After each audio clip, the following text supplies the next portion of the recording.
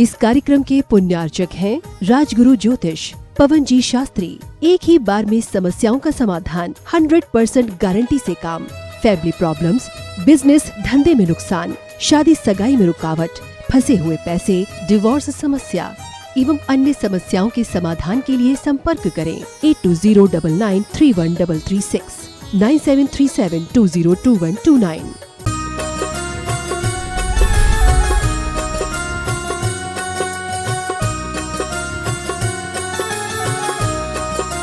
बोलिए विश्व वंदनीय देवादिदेव मूल के खजट सी चंद प्रो भगवान की जय जय जय। बोलिए परम पूज्य श्रमण संस्कृति उन्नायक प्रातः स्मरणीय संत श्रोमणीय आचार्य भगवंत गुरुवर श्री 108 विद्यासागर जी महामुनिराज की जय जय जय।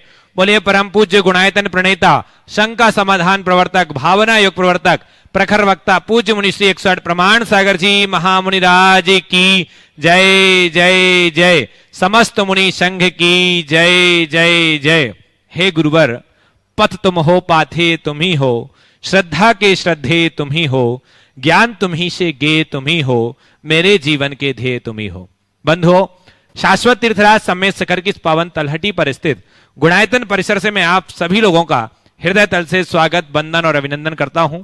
बंधुओं, जैसा कि आपको विदित है, शाश्वत तीर्थराज सम्मेत शिखर की इस पावन तलहटी पर विश्व की एक ऐसी अनूठी कृति बनने जा रही है जो पूज्य मुनिवर श्री प्रमाण सागर जी महाराज की अद्भुत परिकल्पना की देन है।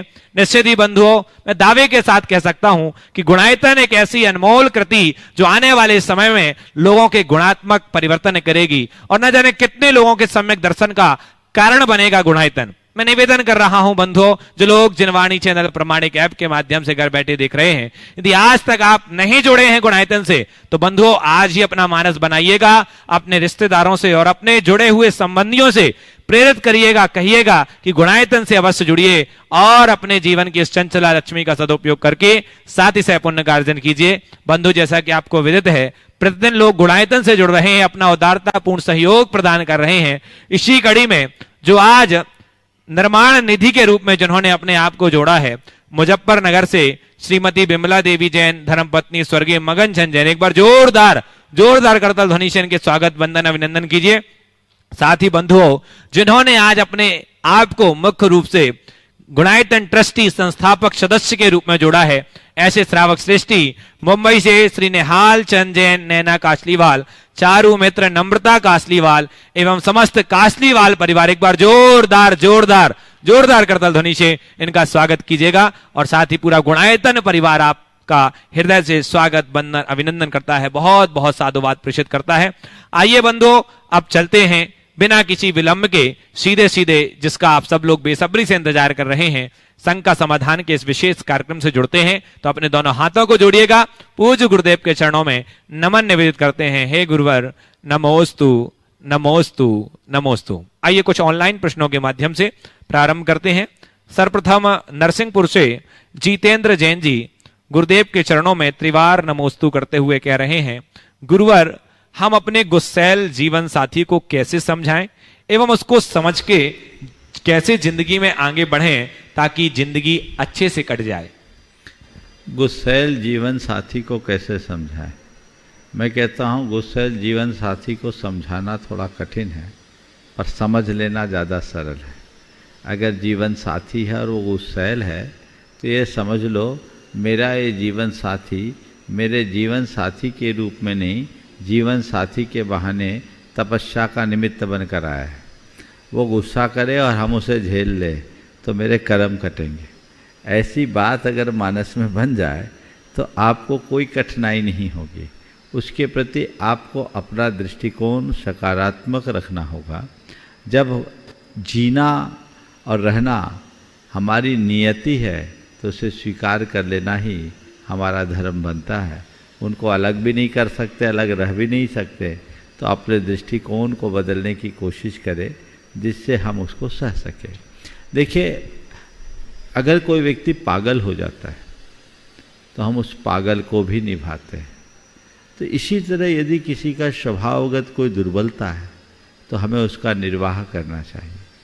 एक बार की बात है, एक बहन जी मेरे पास आई और उसने बहुत दुखी मन से मुझसे कहा कि महाराज जी बहुत परेशान हूँ, मेरे पति मुझसे बहुत अनर्गल बोलते हैं, बड़ा अपशब्द बोलते हैं, बहुत गुस्सा करते हैं, और फूट फूट के रोने लगी। हमने कहा ऐसा कब से हो रहा? बोला महाराज जी 25 साल हो गए शादी के, एक दिन ढंग से बात नहीं की, सारा गुस्सा मुझ पे उतारते। बोले 25 साल जब झेल लिया तो थोड़े दिन और झेल लो। नहीं नहीं महाराज आप तो बताइए ना, बहुत बुरा बोलते, बर्दाश्त नहीं होता। संयोग से जिस जगह में था वहाँ एक पागल घूमता था, और वो पागल जिस किसी को बड़ी गंदी गंदी गालियाँ देता था। तो मैंने कहा रास्ते में तुमने उस पागल को कभी देखा? बोले हाँ महाराज अक्सर मिलता है। बोले क्या बोलता है? बोले भद्दी भद्दी गालियाँ देता है। तुम्हें कभी मिला? बोले आज भी मिला था। तुम्हें गालियाँ दी? बोले हाँ महाराज जी गालियाँ दी। तुम्हारा पति भी ऐसा ही गालियाँ देता? बोले नहीं महाराज वैसा ही गाली तो नहीं देते। तो हम बोले ये बताओ, तुम पागल की गाली को रोज सुन लेते हो और तुम्हारा पति वैसी गाली नहीं देता तो उसकी बात को क्यों नहीं सुनते हो? पागल की बात को कैसे सह लेते? बोले महाराज वो तो पागल है। तो मैंने कहा जो अपनी पत्नी को गाली दे वो इंसान समझदार कहाँ, वो भी पागल है, समझ लो वो पागल है, मान लो वो पागल है। शॉर्ट टर्म के लिए वो पागल हो गया है, उसका मानसिक संतुलन खराब हो गया है, तो हम उसको झेल ले, ये उसका स्वभाव मान ले, ये उसकी प्रवृत्ति मान ले, ये समझ ले कि एक क्रोध के आवेग में अपना विवेक खो बैठा है। ऐसे भी क्रोध को एक अस्थायी पागलपन के रूप में जाना जाता है। यदि उस समय हम चुप रहने की कला विकसित कर ले तो किसी के भी क्रोध को झेल पाना बड़ा आसान हो जाएगा। इसलिए गुस्सैल जीवन साथी है तो ये मान के चलो जैसे तुकाराम को उनकी धन पत्नी मिली थी और गोपाल दास जी बरैया को उनकी धन पत्नी मिली थी, उनने हमारे सारे मानव समाज के बीच एक आदर्श उपस्थित किया। आप भी ऐसा कर सकते हैं। जयपुर से डॉक्टर अविनाश कुमार जैन जी गुरुवर के चरणों में नमोस्तु निवेद करते हुए कह रहे हैं, गुरुदेव बुंदेलखंड क्षेत्र में गोला पूर्व जैन समाज अन्य जैन समाज के शादी हेतु बिटिया नहीं देना चाहते। आज के इस आधुनिक युग में ये कहाँ तक उचित है? कृपया शंका का समाधान करें।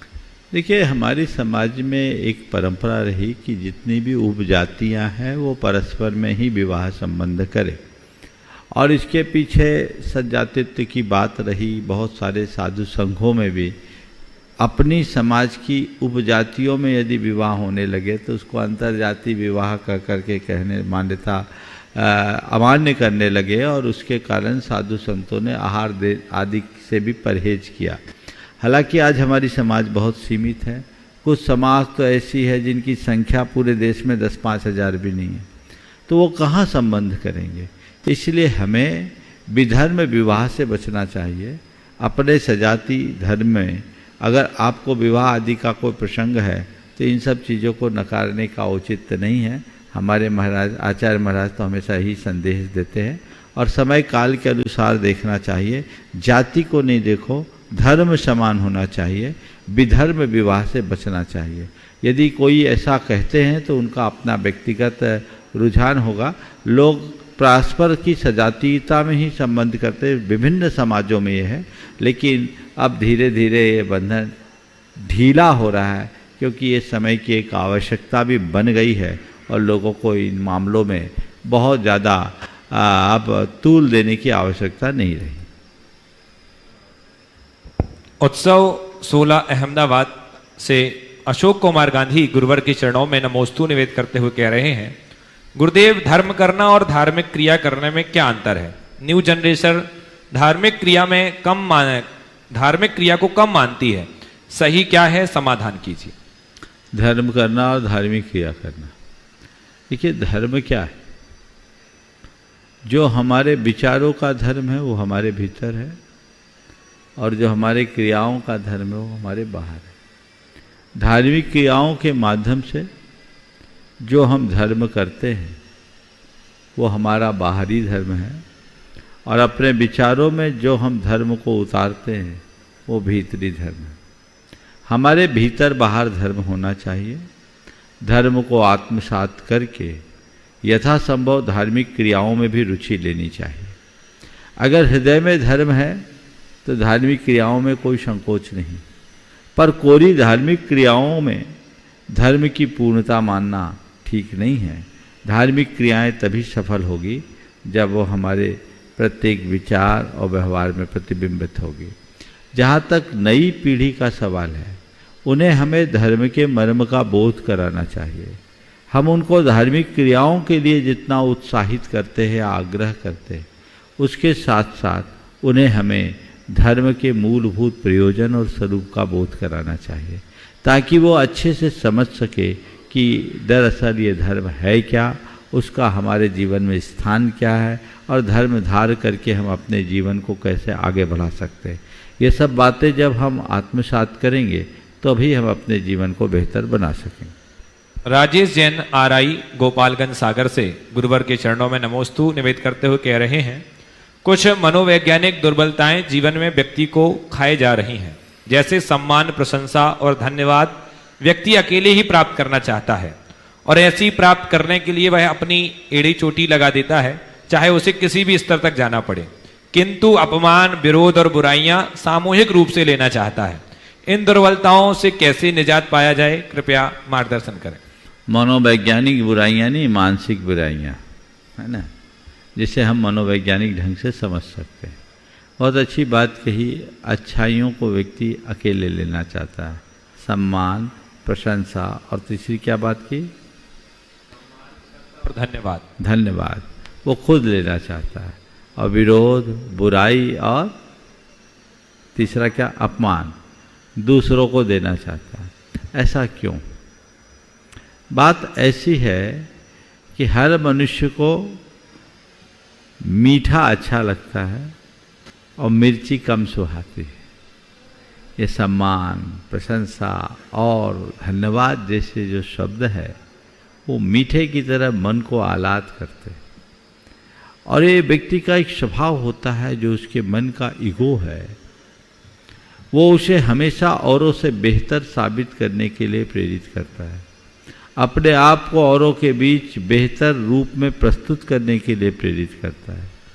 और इसी मानसिकता से जिस छवि को उसने अपनी मान रखी है, वो अगर थोड़ी भी निखरती है तो उसको बहुत आनंद आता है।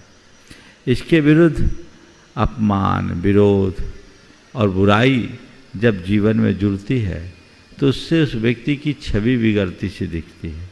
तो जो व्यक्ति अपनी बाहरी छवि को निखारना चाहता है वो उसकी पुष्टि में प्रसन्न होता है, और जिससे छवि बिगड़ती है तो उससे व्यक्ति के मन को बड़ा आघात पहुंचता है।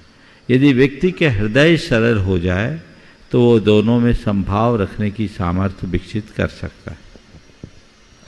अशोक कुमार जैन अमरपाटन से गुरुवर के चरणों में नमोस्तु निवेदित करते हुए प्रश्न कर रहे हैं, गुरुदेव, भगवान महावीर और बुद्ध समकालीन थे, परंतु आज हम वर्तमान में देखते हैं कि भगवान महावीर स्वामी का शासन इतना महान होने के बाद भी सीमित है, परंतु बुद्ध धर्म का प्रचार सभी देशों में लगभग जो है जोर शोर से पाया जाता है। ऐसे क्या कारण रहे जिनसे भगवान महावीर का ये धर्म कम प्रचलित हुआ और बुद्ध जो है ज्यादा फैल गए?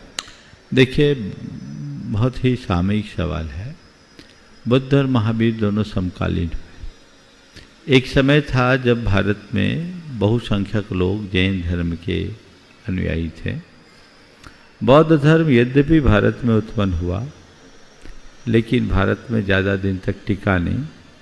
भारत से बाहर बौद्ध धर्म का बड़ा व्यापक विस्तार हुआ। जैन धर्म का भारत में ही सीमित रहने के पीछे कुछ खास कारण रहे, क्योंकि जैन मुनियों की चर्या भारत से बाहर पल पाना, खासकर बर्फीले प्रदेशों में कठिन रहा। इसलिए जैन मुनियों का विचरण भारत के बाहर सीमावर्ती कुछ देशों को छोड़ करके नहीं हुआ, इसलिए वहाँ जैन धर्म का विशेष प्रचार प्रसार नहीं हुआ। बौद्ध भारत से गए, बाहर गए, वहाँ उनका प्रचार प्रसार हुआ। जैन धर्म भारत में फला फूला, लेकिन कालांतर में राजनीतिक संरक्षण के अभाव में जैन धर्म का पतन हुआ। एक समय था जब भारत की बहुसंख्यक आबादी जैन धर्म का अनुपालन करती थी। 6वीं 7वीं शताब्दी के बाद से जैन धर्म का पतन बहुत तेज़ी से शुरू हुआ, जो मध्यकाल आते आते एकदम पतन हो गया और बहुसंख्यक जैन आज दुर्भाग्यवश अल्पसंख्यक की श्रेणी में आ गए। भारत से बाहर जैनों के न जाने के कारण जैन धर्म भारत से बाहर फैला नहीं। बौद्ध भारत से बाहर गए और उन्होंने अपनी चर्या में समझौता किया। उन्होंने मांस भक्षण को भी स्वीकार कर लिया। इसलिए जैन धर्म की जगह बौद्ध धर्म उधर फल फूल गया और भारत में जैन धर्म फल नहीं पाया। यहाँ से भारत से भी बौद्ध धर्म लगभग लुप्त प्राय था। लेकिन अंबेडकर जी ने जो दलितों के उद्धार के रूप में 9 बौद्धों का उत्थान किया, 9 बौद्धों को दीक्षित किया, तो उससे आज बौद्ध धर्म बहुत तेज़ी से फल फूल रहा है।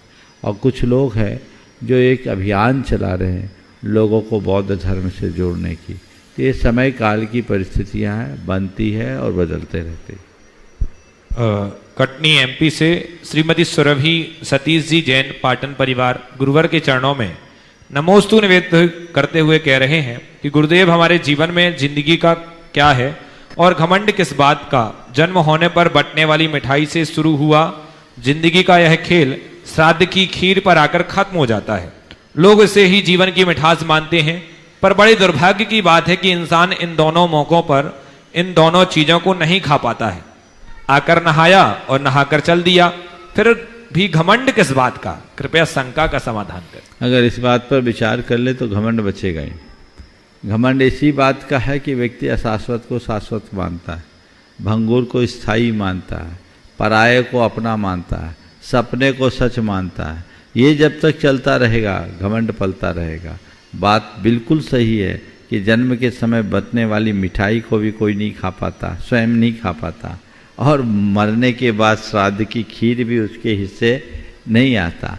जीवन की सच्चाई को जानने वाले व्यक्ति के हृदय में अहंकार पनप ही नहीं सकता। आइए अंतिम ऑनलाइन प्रश्न, उसके बाद हम चलेंगे कुछ प्रत्यक्ष प्रश्नों को लेंगे। श्री प्रवीण सिंघई उपाध्यक्ष दिगंबर जैन समाज गढ़ाकोटा से गुरुवर के चरणों में नमोस्तु करते हुए कह रहे हैं, गुरुदेव किसी ने सच कहा है कि जहां सत्संग रहता है वहां देवताओं की उपस्थिति रहती है।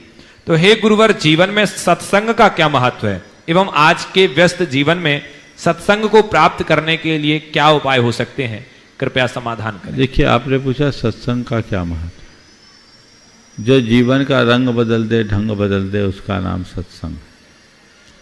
सत्संग जिससे जीवन में एक नई तरंग उठे और जीवन जीने की सही उमंग बने, वो सत्संग।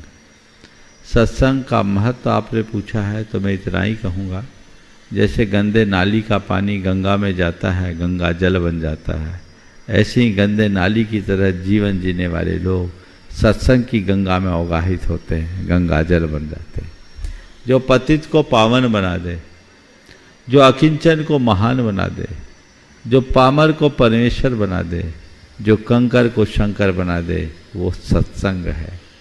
जिससे हमारे जीवन का रंग ढंग सब बदल जाए, वो सत्संग है। तो सत्संग हमारे जीवन के गुणात्मक परिवर्तन का मूल आधार है। पर ये सत्संग उनके ही काम में आता है जो श्रद्धा से भर करके सत्संग को ग्रहण करता है।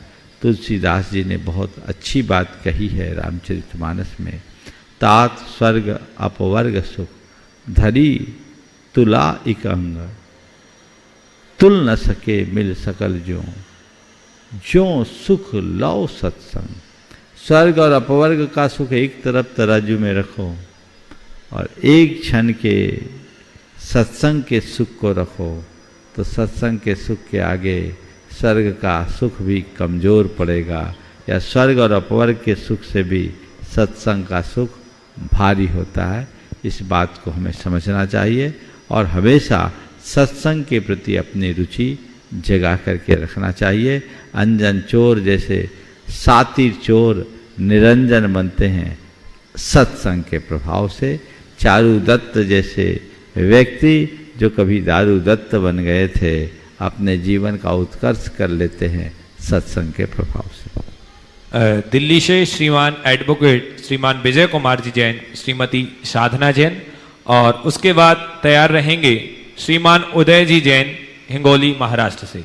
नमोस्तु नमोस्तु नमोस्तु।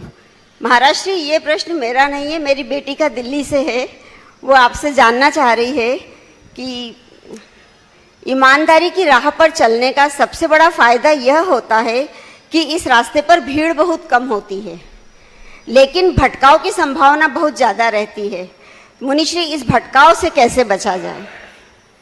ईमानदारी के रास्ते पर चलने का सबसे बड़ा फायदा ये होता है कि इस रास्ते में भीड़ बहुत कम होती है। अब भटकाव की संभावनाएं ज़्यादा रहती है। मैं दूसरी लाइन से सहमत नहीं। ईमानदारी के रास्ते में भटकाव नहीं है, बेईमानी के रास्ते में भटकाव है। हाँ, अगर इसमें थोड़ा संशोधन करें तो ऐसा कर सकते हैं कि ईमानदारी के रास्ते में भीड़ बड़ी कम होती है और चुनौतियाँ ज़्यादा होती हैं। जी महाराज। चुनौतियाँ ज़्यादा है। अगर व्यक्ति निष्ठावान हो, संभल करके चले, तो वो चुनौतियों का सामना करते हुए जाएगा और इन चुनौतियों को उपलब्धि में परिवर्तित कर दिखाएगा। तो हम चुनौतियों से घबराएं नहीं, चुनौतियों का सामना करना सीखें और उन्हें अपनी कुशलता से उपलब्धियों में बदलने का अभ्यास करें। नमोस्तु महाराज। श्रीमान उदय जैन हिंगोली महाराष्ट्र से, और उसके बाद तैयार रहेंगे अनिल कुमार जैन कोटा बूंदी राजस्थान।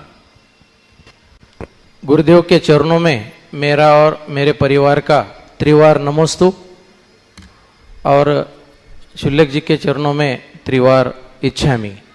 गुरुदेव, मेरी ये शंका है कि आदमी आजकल स्वयं को भूलकर पद, प्रतिष्ठा और पैसे के पीछे रात दिन दौड़ रहा है, बल्कि उसको पता है कि ये अपने पुण्य से, भाग्य से मिलने वाला है।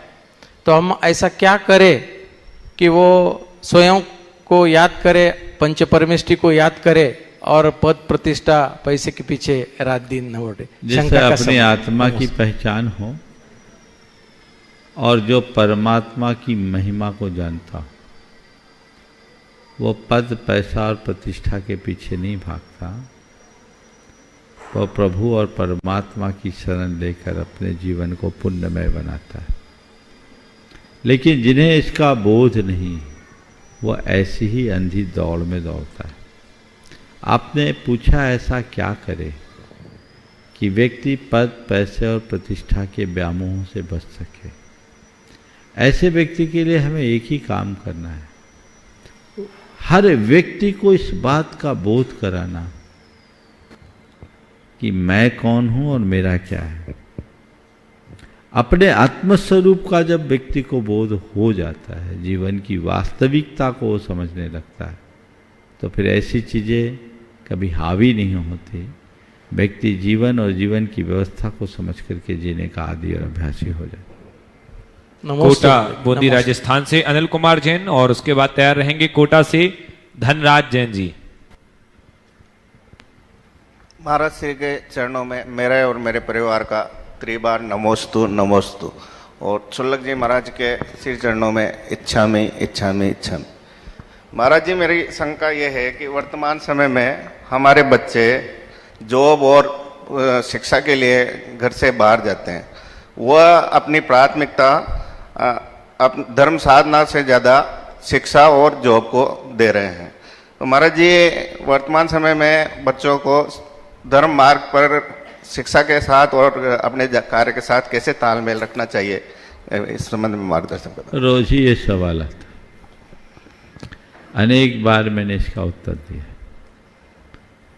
मैं तो इस बात को कहूँगा कि जब बच्चे बाहर जाते हैं तब आप धर्म साधना की बात करते हैं।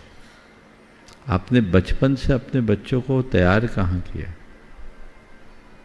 शुरू से बच्चों को तेरे को IIT करना है, तेरे को CA करना है, तेरे को MBA करना है, ये सब बात हम सामने रख करके चलते हैं।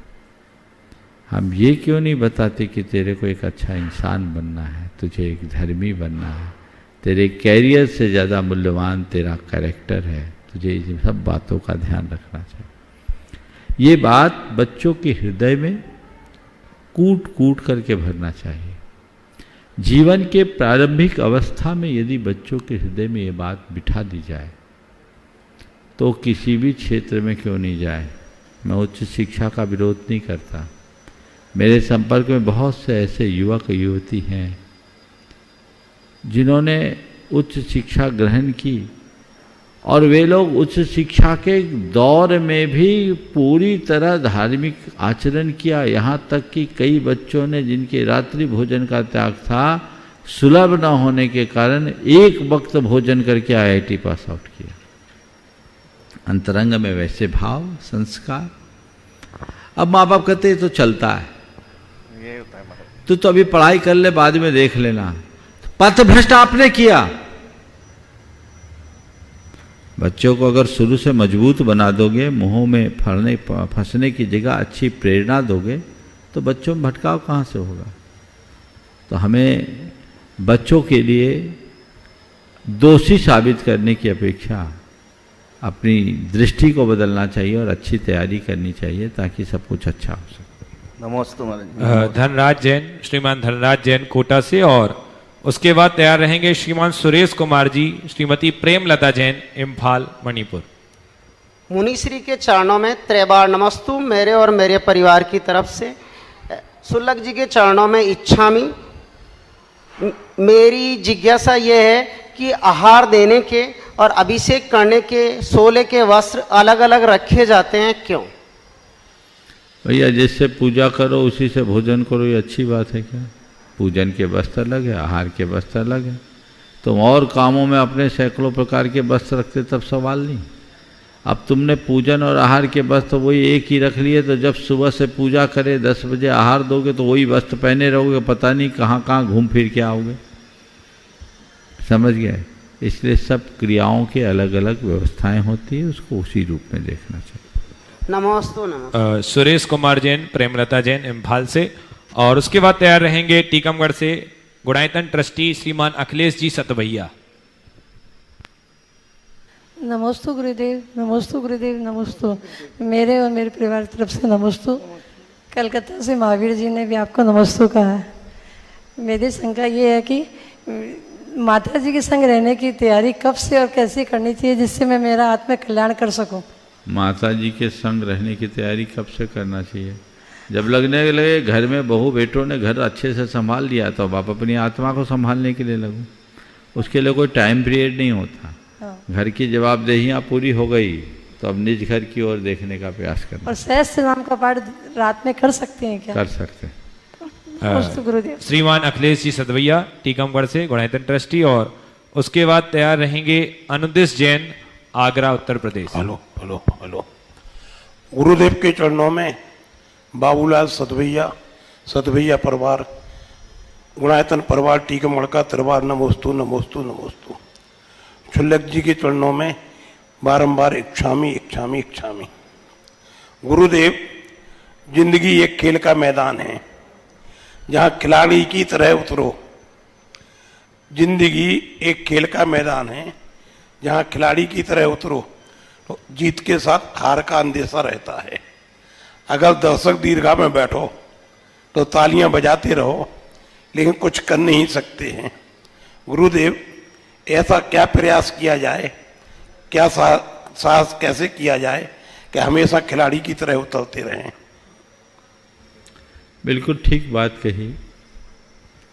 जिंदगी एक खेल का मैदान है, और खेल के मैदान में खिलाड़ी भी होते हैं। जो आप कहना चाह रहे हैं, मुझे लगता है कुछ संशोधन की अपेक्षा है। और दर्शक दीर्घा में बैठे हुए लोग भी होते हैं। खिलाड़ी जी जान लगाता है, जीतता भी है, हारता भी है। दर्शक दीर्घा के लोग तो केवल तालियां बजाते हैं। खेल के मैदान में हम खिलाड़ी की तरह उतरे तो बड़ा आसानी से अपना जीवन आगे बढ़ा सकते हैं, क्योंकि खेल का आनंद भी उसी को है जो खिलाड़ी बना है। दर्शक को आनंद नहीं जो केवल तालियां बजा रहा है। पर ये मान करके चले, खेल खेल है। अगर जीत है तो हार भी है, बिना हार के जीत का मजा भी कहाँ। खेल का मजा ही तब है जब कोई जीतता है, कोई एक हारता है। तो खेल खेलो, पर खेल को केवल खेल देखो। जैसे जीत का जश्न मनाते हो, वैसे ही हार को भी उस खेल का अंग मान करके चलो। जीवन में सुख भी आते हैं, दुख भी आते हैं। सुख का सत्कार करते हो तो दुख को भी स्वीकार करो। क्योंकि किसी खेल में केवल जीत होगी, हार न हो तो खेल का मजा है क्या? कोई टाई हो जाता है मैच तो कहते हैं मजा खराब हो गया, है ना? जीत होनी चाहिए। तो जीत तभी होगी जब किसी की हार होगी, सापेक्ष है। तो जीतो तो भी स्वीकार करो और हारो उसे भी स्वीकार करो। जीतने के बाद इस बात को ध्यान में रखना कि आज की जीत कल हार भी बन सकती है, और हारने के क्षण में इस बात का ख्याल रखना आज हारे हैं तो कल जीत भी सकते हैं। न जीत खेल है न हार खेल है, खेल तो खेल है जिसमें जीत भी है हार भी। नमोस्तु महाराज, नमोस्तु। अनदिश जैन आगरा से, और उसके बाद तैयार रहेंगी श्रीमती रेखा जैन, सुनील कुमार जी जैन, गुणाईतन। गुरुदेव के चरणों में कोटि कोटि नमोस्तु नमोस्तु नमोस्तु। हे गुरुदेव, हमें ये तो पता है कि आदिनाथ भगवान जी का जो मोक्ष है वो कैलाश पर्वत से हुआ है, लेकिन बहुत से लोग मानते हैं कि उनका मोक्ष बद्रीनाथ अष्टापद से हुआ है, और बहुत से लोग कहते हैं कि उनका मोक्ष जो चीन में मानसरोवर पर्वत है, जिस पर बोला जाता है कि भरत चक्रवर्ती ने 72 जिनालयों का निर्माण करवाया था, वहाँ से हुआ था। तो गुरुदेव, हम रियल जो सिद्ध भूमि है उसको क्या माने? कैलाश पर्वत अष्टापद, यही भगवान ऋषभदेव की निर्वाण भूमि है। बद्रीनाथ अष्टापद नहीं है, पर बद्रीनाथ में जिनालय है जो प्राचीन, ऐसा कहते हैं कि जो बद्रीनाथ की मूल प्रतिमा है वो आदिनाथ भगवान की प्रतिमा थी। मुझे नहीं मालूम कब क्या कैसे हुआ, लेकिन इस अर्थ में लोग बद्रीनाथ के प्रति झुकाव रखते हैं। पर भगवान ऋषभदेव की जो निर्वाण स्थली है वो कैलाश में, उसी का नाम अष्टापद है। नमस्ते गुरुदेव। श्रीमती रेखा सुनील जैन, CFO गुणाईतन, और उसके बाद तैयार रहेंगे शोभेंद्र जैन, गुणाईतन। गुरुदेव के चरणों में बारंबार नमोस्तु नमोस्तु नमोस्तु। शुल्लक श्री के चरणों में बारंबार इच्छामी इच्छामी इच्छामी। महाराज श्री, जब हम सम्मेत शिखर जी में आते हैं तो यहाँ की सुंदर सुंदर अतिशयकारी मूर्तियों को देखकर मन उसी में भाव विभोर हो जाता है, लेकिन जब हम जाते हैं तो फिर उन मूर्तियों का ही ध्यान रहता है मन में। जब हम यहाँ से जाते हैं तो उन्हीं मूर्तियों का ध्यान मन में रहता है। तो मेरा प्रश्न ये है कि कहीं हम कुछ चूक तो नहीं कर रहे, मतलब कुछ और ज़्यादा करना चाहिए था और हम नहीं कर पा रहे हैं। ऐसा चूक नहीं कर रहे हैं, उसमें और स्थिरता रखना चाहिए। और मूर्तियों को नहीं, भगवान को देखो। मूर्ति नहीं है वो, क्या है? बहुत सम्मोहित हो जाता है। क्या बोल रहा हूँ? ये मूर्ति नहीं है, उनमें भगवान की छवि देखना शुरू कर दो, और यहाँ इतना भर लो अपने आँखों में कि जब जाओ तो वही हृदय में बसे और उसका ही ध्यान है। लेकिन महाराज श्री, इससे आगे और भी कुछ, मतलब और भी कुछ करना था। प्रथम चरण में इतना है, और कुछ करना तो यही है कि यहाँ आओ तो अब जाओ ही नहीं। जाना क्यों इतनी अच्छी जगह छोड़कर? नमस्ते, आशीर्वाद। आइए चलते हैं। पूज्य शुल्लक श्री आदर सागर जी महाराज के चरणों में निवेदन करते हैं, वो अपना प्रश्न रखें। इच्छामी महाराज जी। नमोस्तु भगवान। महाराज जी, किसी विचारक ने ऐसा कहा है कि धर्म के बिना विज्ञान लंगड़ा है और विज्ञान बिना धर्म अंधा है। महाराज जी, ऐसा कहना कहाँ तक उचित है? धर्म के बिना विज्ञान लंगड़ा है और विज्ञान के बिना धर्म अंधा है। ये जो बात कही गई किसी अपेक्षा से सही है, क्योंकि विज्ञान हमें विचार देता है, पर उस विचार को क्रियान्वित हमारा आचार करता है, और आचार ही धर्म है। हमारे पास कितने भी उत्तम विचार हो, यदि उस विचार को साकार करने वाला आचार न हो तो उन विचारों का क्या अर्थ? कितना भी सबल शरीर का धारी हो, यदि उसके पैर ही कमजोर हो तो वो लाचार ही कहलाएगा। हमारे पास ज्ञान विज्ञान चाहे कितना भी क्यों न हो, हम अगर अपने ज्ञान को आचरण में नहीं ढालते तो उस ज्ञान का कोई अर्थ नहीं।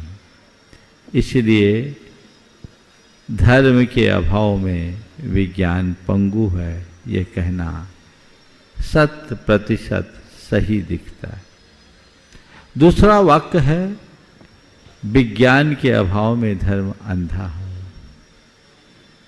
हमारे पास कितना भी श्रेष्ठ आचार्य हो, पर उस आचार्य के पीछे कोई प्रौढ़ और पुष्ट विचार ना हो तो वो आचार हमारे जीवन का उत्कर्ष नहीं कर सकता। अगर हमें अपने गंतव्य तक जाना है तो आंखें खुली होनी चाहिए। आंखें मूंद करके चलने वाला व्यक्ति कभी भी गर्त में गिर सकता है। धर्म वो आंख है, विज्ञान वह आंख है जो हमें दृष्टि देता है, दिशा देता है, जिससे हम सही विचार पाकर अपने आचार को सार्थक कर पाते हैं। इसलिए अगर दूसरे शब्दों में कहूँ तो धर्म को आचार और विज्ञान को विचार मानो, और आचार विचार को एक दूसरे के पूरक मान करके स्वीकार करो, तो हम अपने जीवन व्यवहार को ज़्यादा सुंदर बना सकते। पूज्य छुल्लक श्री चिद्रूप सागर जी महाराज के चरणों में निवेदन कि वो अपना प्रश्न रखें। पूज्य मुनि श्री के चरणों में कोटि कोटि नमोस्तु। महाराज जी, जब श्रावक पूजन करने जाते हैं, अभिषेक करने जाते हैं, तो उनके एक निश्चित ड्रेस होती है, धोती दुपट्टे में करते हैं। और लौकिक जीवन में भी देखते हैं तो जैसे डॉक्टर है, वकील है, छात्र है या सैनिक, सबकी का अपना एक ड्रेस कोड है, सभी एक ड्रेस, निश्चित ड्रेस में अपना कार्य करते हैं। तो किसी कार्य पर या जीवन पर ड्रेस का क्या महत्व है? किसी भी कार्य में ड्रेस का क्या महत्व है? देखिए, हम जब ड्रेस पहनते हैं तो हमारी भावधारा प्रभावित होती है। हम जैसे कपड़े पहन लेते हैं हमारी भावधारा वैसी होती है। एक मिलिट्री की मैन से मेरी बात हुई, उसने अपने जीवन के अनुभव को साझा करते हुए कहा कि महाराज, वर्दी पहनते ही हमारे हृदय में दायित्व का बोध होने लगता है। हम सैनिक हैं, हमें देश की रक्षा करना है, अपने सैन्य कर्तव्य का निर्वाह करना है। तो ये चीज़ें होती है, जो हम जैसे कपड़े पहनते हैं वैसा मन में भाव आ जाता है।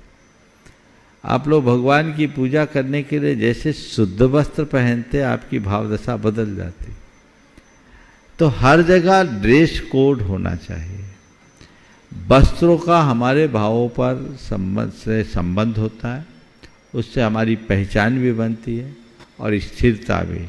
इसलिए जहाँ जो व्यवस्था है हमें उस व्यवस्था का अनुपालन करना चाहिए। पूज्य छुल्लक श्री स्वरूप सागर जी महाराज के चरणों में निवेदन कि वो अपना प्रश्न रखें। महाराज जी के चरणों में बारंबार नमोस्तु। महाराज जी, जब कोई व्यक्ति अभाव में रहता है और धर्म से दूर रहता है तो सामान्य से आर्त ध्यान करता है, जो कि मुख्य रूप से त्रैंच गति का कारण है। और कोई सद्भाव में रहता है, पंचेंद्रिय भोगों में लगा है और धर्म से दूर है, तो ज्यादातर रौद्र ध्यान करता है, जो कि नरक गति का कारण है। सामान्य से महाराज जी देखते हैं, जब व्यक्ति के पास सद्भाव बढ़ता है, संपन्नता बढ़ती है, तो धर्म से और दूर होता जाता है, जो कि उसके लिए अभाव से भी ज्यादा खतरनाक है। तो महाराज जी, ऐसा क्या करें कि संपन्नता बढ़ने पर भी धर्म से जुड़े रहें? बहुत अच्छी बात कही। अभावग्रस्त व्यक्ति आर्त ध्यान करके तिर्यंच गति का पात्र बनता है, और सद्भाव में जीने वाला व्यक्ति भोगों में रत रहकर रौद्र ध्यानी बनता है और नरकादि दुर्गतियों का कारण बनता है।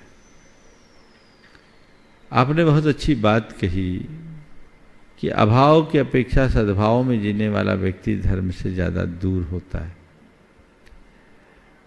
क्योंकि उसके हृदय में कुछ अहंकार भी आ जाता है। और प्रायः जब मनुष्य साधन संपन्न होता है तो बाकी बातों को वो भुलाने की भी चेष्टा करने लगता है। आपने पूछा, ऐसा हम क्या करें कि सद्भाव होने पर भी हमारा हृदय धर्म से जुड़ा रहे? मैं तो ये कहूँगा, स्वभाव को पहचानो, संभाव आएगा, फिर न अभाव का कष्ट होगा और न ही सद्भाव का अभिमान होगा। अपने स्वभाव को जानो, जीवन के स्वभाव को जानो। संसार में अगर मैंने कुछ पाया है तो वह भी मेरा नहीं है, और खोया है तो वो भी मेरा नहीं है। अभाव है तो वो भी टिकने वाला नहीं है, सद्भाव है तो वो भी टिकने वाला नहीं है। मेरा बस मैं हूँ, मेरा स्वभाव है, एगो हम सा सदुवादा नान दंसन लक्षणों। मैं तो बस ज्ञान दर्शन लक्षण वाला, ज्ञान दर्शन स्वभावी आत्मा हूँ। उस स्वभाव को पहचान लो, उसे पहचान लिए तो हमें किसी का अभाव खटकेगा ही नहीं, और फिर किसी के सद्भाव से अभिमान भी नहीं उमड़ेगा। हम अभाव और सद्भाव दोनों से ऊपर उठकर समभाव की स्थिति में जीने के अभ्यासी बन सकेंगे। पूज्य क्षुल्लक श्री समादर सागर जी महाराज के चरणों में निवेदन कि वो अपना प्रश्न रखें। हे मुनिवर, आपके चरणों में कोटि से नमोस्तु। जी, दो बातें पढ़ते हैं, एक परिग्रह है, एक संग्रह है। संग्रह को कहीं भी इस प्रकार से नहीं कहा है कि ये दुख का कारण है, या संग्रह क्योंकि जीवन यापन के लिए किया जाता है। लेकिन परिग्रह को संज्ञा में रखा, अनुव्रतों में रखा, महाव्रतों में रखा, 4-5 जगह इसको रखा है। तो महाराज जी, परिग्रह और संग्रह, इन दोनों को कैसे समझे, इनमें क्या अंतर है? देखिए, बहुत अच्छी बात कही। परिग्रह और संग्रह, पहले हमें ये बात समझना चाहिए, परिग्रह और संग्रह है तो ऐसे दोनों ही परिग्रह। संग्रह में भी हमारा कोई ना कोई लगाव तो है। आसक्ति का नाम परिग्रह है और चीज़ों को इकट्ठा करने का नाम संग्रह है। ये कोई जरूरी नहीं कि जिसे हमने संग्रहित किया वो पूरी तरह परिग्रही हो, लेकिन जिसके पास परिग्रह होगा वो संग्रह कर सकता है। संग्रह को इसलिए स्वीकार बताया क्योंकि संग्रह से अनुग्रह भी हो सकता है। संग्रह से अनुग्रह होगा और परिग्रह में विग्रह होगा। संग्रह और परिग्रह में अंतर क्या है, इसे ऐसे समझिए। बारिश का समय आता है, नदियों में अपार जल राशि आती, सारा पानी बहकर समुद्र में चला जाता है। समुद्र सब पानी को संग्रहित करके रखता है, पर वो किसी के काम का नहीं होता, क्योंकि वो परिग्रह बन गया है। समुद्र केवल लेता है, देता नहीं, जोड़ते जाता है। असंख्य नदियों से भी उसका पेट कभी नहीं भरता, वो परिग्रह है। लेकिन नदी के उसी पानी को बांध बनाकर रोक दिया, अपार जल राशि रोकी और नहरों और नालों के माध्यम से उसे बहाया, रेगिस्तान में भी हरियाली खड़ी कर दी। ये संग्रह है जो अनुग्रह के लिए। एक जगह पानी रुका है जो रोक के रख रहा है, उसका कोई उपयोग नहीं कर रहा, और एक ने पानी रोका ही है औरों के उपयोग के लिए। जब व्यक्ति खुद के लिए जोड़ता है तो वो परिग्रह बन जाता है, और परोपकार के लिए जोड़ता है तो संग्रह हो जाता है। तो संग्रह करो अनुग्रह के लिए, संग्रह से अनुग्रह होगा। परिग्रह में विग्रह है, झगड़े, आसक्ति नहीं।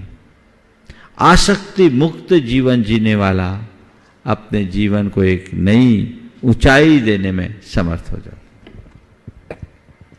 गुरुवर के चरणों में नमोस्तु करते हुए, गुरुदेव, जैसा कि कल श्रुत पंचमी का पावन अवसर है, तो हमें किस प्रकार से श्रुत की आराधना करना चाहिए और साथ ही श्रुत पंचमी का पर्व किस प्रकार से मनाना चाहिए, पूरे भारत को संदेश। देखिए, बहुत अच्छा प्रासंगिक सवाल आपने उठाया है।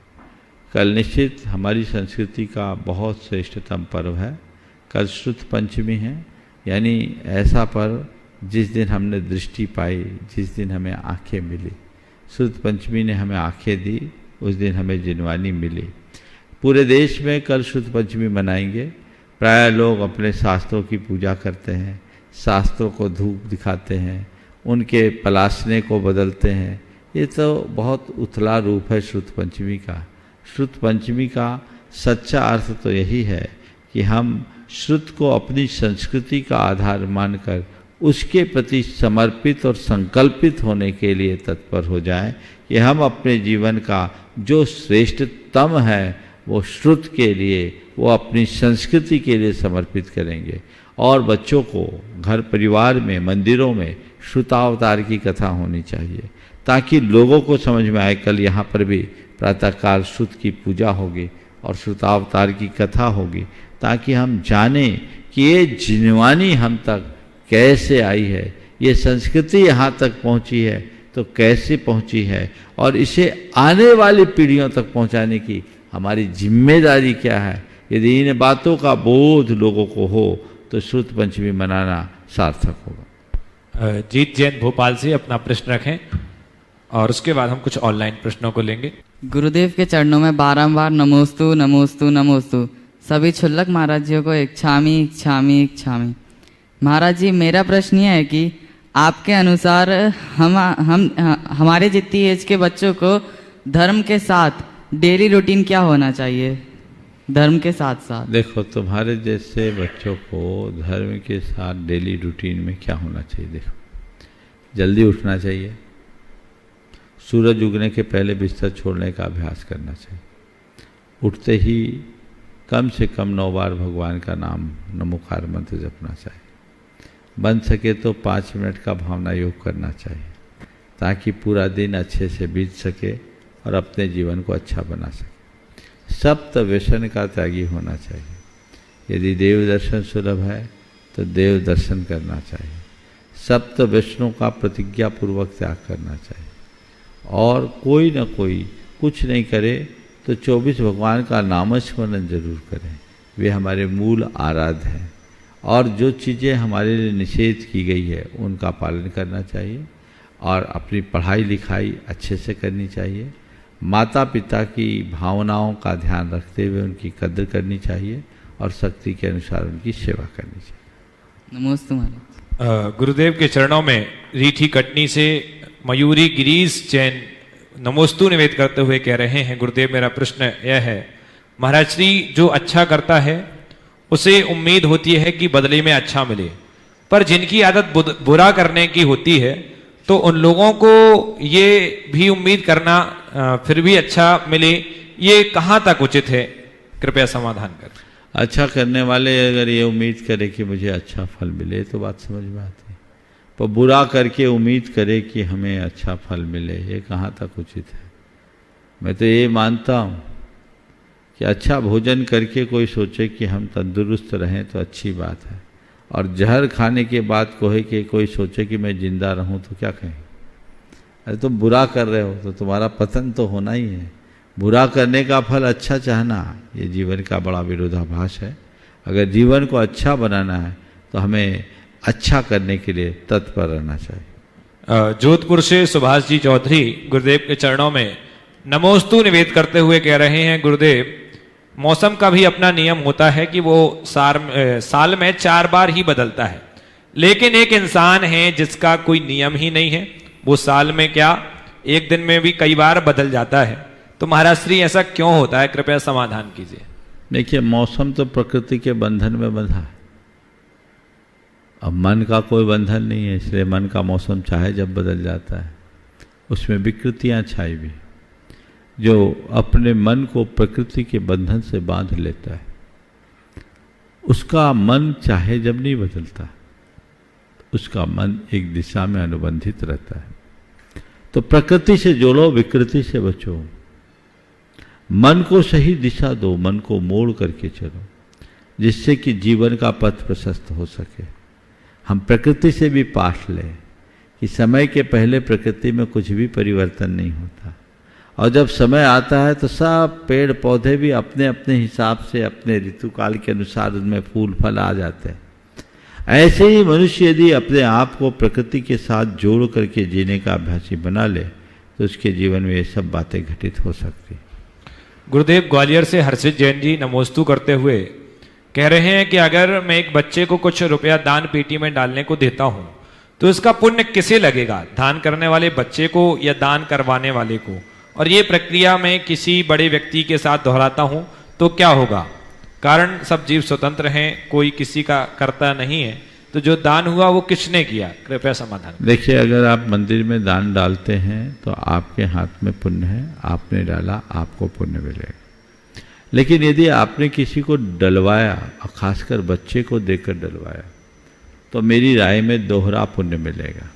क्या दोहरा पुण्य कैसे मिलेगा? पहला पुण्य तो आपने अपना द्रव्य दिया या दिलाया, कृत किया या कारित, इसका पुण्य तो आपको मिला।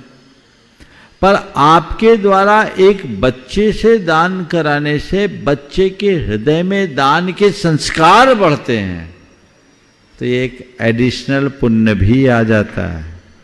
इसलिए मैं आप सबसे कहना चाहूँगा, जब भी दान करने की बात आए तो अपने बच्चों को जोड़ो, उनसे दिलवाओ, ताकि उनके संस्कार पले। और बच्चों में अगर प्रारंभिक अवस्था से दान के संस्कार आएंगे तो कल वो महादानी भामाशाह भी बन सकता है। ये संस्कार होना चाहिए। आपने बच्चे को दिया दान और बच्चे ने उसको फॉलो किया, वो चाहता तो बेईमानी भी कर सकता है कि नहीं कर सकता? कई बार ऐसा होता है, बच्चे बेईमानी करते हैं। एक पिता ने कहा कि जाओ मंगलवार है, हनुमान जी के मंदिर में जाके एक सिक्का डाल दे। बोला फ्री में नहीं डालूंगा, मुझे भी तो, आपको पुण्य मिलेगा, हमको क्या मिलेगा? ले ले 10 का सिक्का तू भी ले ले। अब बच्चा थोड़ा शरारती था, वो सिक्का उछालते हुए जा रहा था। सिक्का उछालते उछालते जा रहा था, संयोग से एक सिक्का उछल करके नाली में गिर गया। अब नाली में सिक्का चला गया, देखा तो सिक्का मिला नहीं। उसने कहा क्या हुआ, हनुमान जी का सिक्का गया, मेरा थोड़ी गया। उनको लपेट लिया। तो ये जो कहानी है, कई बार बच्चों के साथ ऐसा हो सकता है, लेकिन आपने बच्चे को दिया, उसने उस पैसे का कोई दूसरा उपयोग नहीं किया, सीधे आपकी बात का अनुकरण करके गुल्लक में डाला, तो क्या ये एक अच्छी शुरुआत नहीं है? ये उसके अच्छे संस्कारों का द्योतक है। तो बच्चों को हमें ऐसे संस्कार देने चाहिए, तो खुद दे, दूसरे से दिलवाए। अब आपने कहा बड़ों को दिलवाए, बड़ों से दिलवाए, तो बड़ों को आप दे रहे हैं, खुद नहीं आ पाए, सामने वाले से दिलाए, तो बड़े अगर देते हैं तो उसमें आपका कृत के साथ कारित का एक पुण्य मिलता है। बड़ों के लिए अब आपने कोई संस्कार नहीं दिया, पर आपके निमित्त से बड़ों को एक पुण्य लाभ मिला है, ऐसा मान सकते हैं। अगले प्रश्न के लिए श्रीमान सुभाष जी जैन, CEO गुणायतन, वो अपना प्रश्न रखें। परम श्रद्धेय गुरुदेव के चरणों में सहस्त्र नमन। मंचासीन छुल्लक महाराज जी के चरणों में सादर इच्छामि। गुरुदेव 6 माह 5 दिन में 6 दिन में 6 माह 8 दिन में 6 माह 8 समय में बोलो, समय में 605 आत्माएं 608 608 आत्माएं मोक्ष जाती है गुरुदेव। तो ये सिर्फ चतुर्थ काल में ही तो जाती हैं, तो पहले 3 काल में भोग भूमि में कोई जाते नहीं? 6 महीना 8 समय में चतुर्थ काल तो केवल हमारे यहाँ होता है, विदेश क्षेत्र में तो सदैव एक सा काल है। तो इस मनुष्य लोक से प्रत्येक 6 माह 8 समय में 608 आत्माएं मोक्ष जाती, पूरे मनुष्य लोक से, पूरे मनुष्य लोक। तो भरत क्षेत्र में तो बहुत कम होंगे। भरत क्षेत्र में तो हिस्सा बहुत कम आता है। समय हो गया, यहीं पर विराम। बोलिए परम पूज्य आचार्य गुरुवर श्री विद्यासागर जी महाराज की।